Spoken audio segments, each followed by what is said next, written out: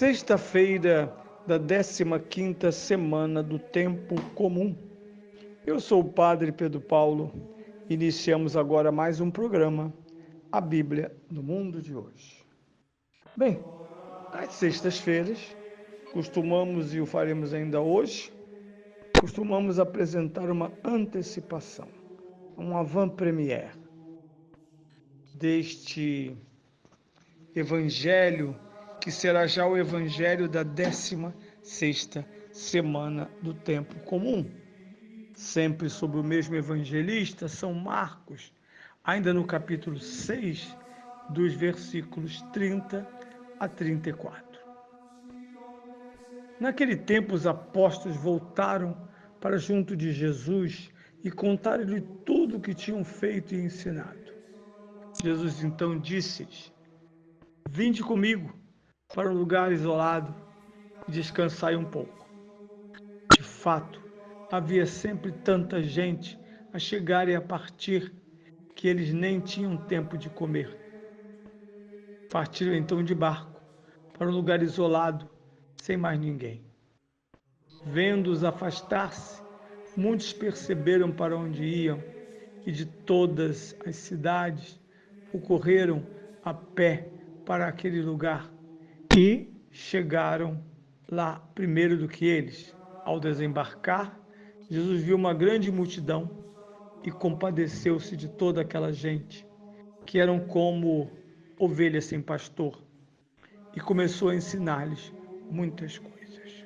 Bem, temos um lindo evangelho, como todos os domingos, que de certa maneira se engaja junto a este evangelho, que é o evangelho anterior, já que o evangelho anterior, nos seus versículos 12 e 13, apoiava-se no futuro, dizendo, eles partiram, ensinaram aquilo que Jesus havia dito, ide, realizou-se, eles foram. E começam esse trabalho nas aldeias, nas cidades, 2 a 2. Agora, é preciso voltar ao Senhor da Messe. Aqui tem um significado muito bonito, simples e bonito. Não é obra deles, é obra de Cristo confiada aos apóstolos. Eles precisam voltar a Cristo para não só agradecer, mas narrar, repartir, compartilhar com Cristo. Essa deve ser a nossa oração de cada noite antes de dormir. Prestar contas a Cristo daquilo que do reino de Deus naquele dia fizemos. Porventura, pedir-lhe perdão humilde e sinceramente por aquilo que, por causa do nosso pecado, foi mais obstáculo ao reino de Deus do que o seu fiel anúncio. De qualquer forma, o texto, e aqui temos a versão de São Marcos, mas também haverá outros, como São Lucas e São Mateus, em que Jesus reage fortemente a esse encontro que parece eufórico desses 12 homens com Jesus. Tudo o que tinham feito e o que tinha ocorrido. A missão é de Cristo. Cabe-nos sempre referir-nos a Cristo, apresentar-nos diante dele, de modo que, dadas as satisfações, dado o compartilhamento das alegrias celestes que aqueles homens começam a participar, porque na verdade a força do missionário, a força do apóstolo, é esta alegria pela força do reino de Deus. Os resultados que esse reino de Deus causa de bem na vida dos homens. Não se trata somente de mais alguém na minha religião.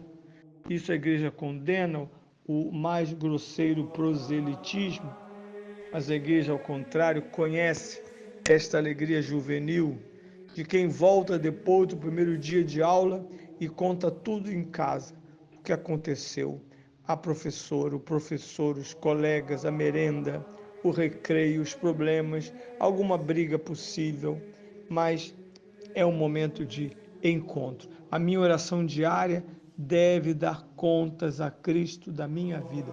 Eu tenho esse dever e um dever feliz, poder contar tudo.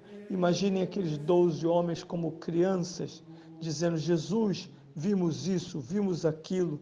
Em outro evangelho, um deles dirá: vimos os demônios sendo jogados na terra, subjugados ao nosso poder, ao poder da palavra que nos destes. Há uma alegria imensa, porque muitos voltaram, muitos saíram do mero messianismo veterotestamentário, seja aquele de naipe da família de Davi, né, Davi e Salomão, seja aquele naipe do Filho do Homem, uma visão apocalíptica do futuro da missão. Não interessa qual das 12 ou se ambas, interessa que esses 12 homens sabem a quem recorrer para realizar esta obra de comunicação. E também falar das frustrações, porque nós sabemos de outros trechos e que às vezes eles não conseguem, como não conseguiram, tirar o demônio de um menino, e seu pai protestou, dizendo: você mandou uns discípulos aqui incapazes. E Jesus diz: para certos exorcismos é preciso muita oração.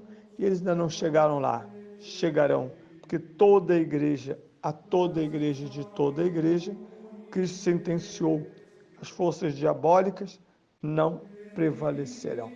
Portanto, a igreja em relação ao mal, ela já nasce um sucesso, já nasce num caminho de conversão e de vida. Mais ainda, nós vemos que, avançando o texto, eles são convidados então a Cristo para um movimento oposto.